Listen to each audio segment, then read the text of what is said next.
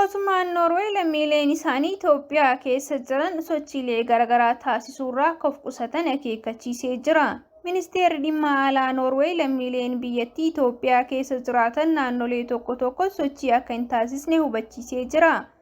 Yeroo mootummaan Itoophiyaa hojiiwwan garaagaraa ijaaree daawwannaa lammiilee alaatiif banaa godhetti gama Noorweeyitiin odeeffannoon jiru nageenyi Itoophiyaa keessa jiru amansiisaa waan hin taaneef keessumattuu naannolee akka Amaaraa, Tigraay, Gambeellaa, naannoo Beeshaangul Gumuzii fi Lixa Oromiyaa godina Wallaggaa keessa sochiin nageenyaa jiru gaarii waan hin taane lammiileen Noorweey sochii taasisuurraa of qusatanii fi magaalaa guddoo biyyattii Finfinnee akka turan dhaamsa dabarsee jira. Ministeerri dhimma alaa Noorweey yeroo dhiyoon dura Itoophiyaa dhufanii daawwatanii kan turan yoo ta'u, turtii isaanii Itoophiyaa taasisaniin biyyi isaanii Noorweey Itoophiyaa waliin hojjechuuf fedhii qabaachuu himuun waliigaltee waliif mallatteessanii turuun isaanii kan yaadatamudha. Haa ta'u malee yeroo ammaa haalli nageenya Itoophiyaa keessa jiru amansiisaa miti jechuun lammiileen isaanii wayita Itoophiyaa keessa socho'an of eeggannoo akka godhanii fi naannolee tokko tokko keessa akka hin deemnes akeekkachiisa kennanii jiru.